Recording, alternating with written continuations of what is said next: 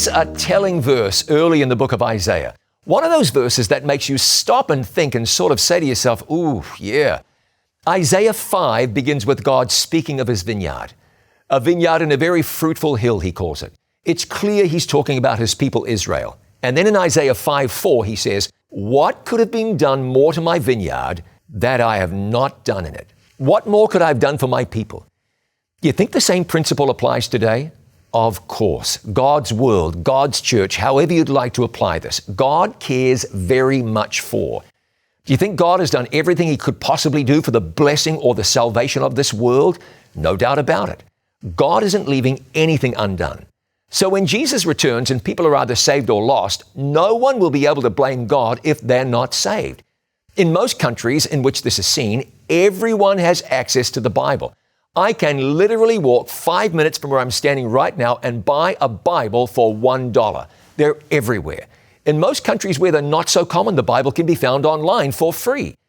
Anyone who's never taken the time to read the Bible and find out what it's all about cannot blame God.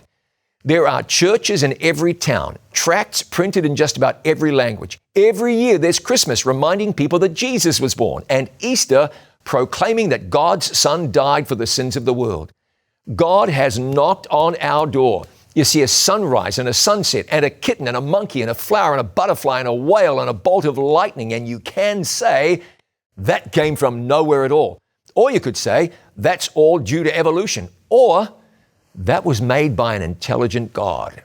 There are Christians living their faith, prayers answered, blessings received. Most everyone has seen something miraculous that defies rational explanation.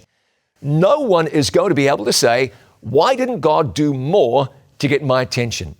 People have heart attacks and live, cancer and survive, walk away from accidents, recover from strokes, and we want God to do more?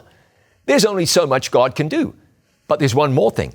God doesn't just advertise Christianity, but he works through living, breathing Christians to show others what faith in God looks like, what God in a life looks like.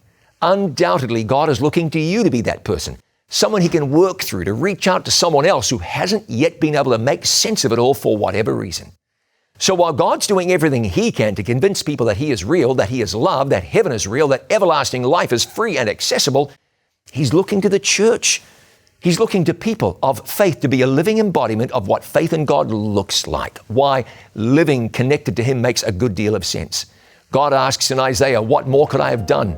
He says the same today.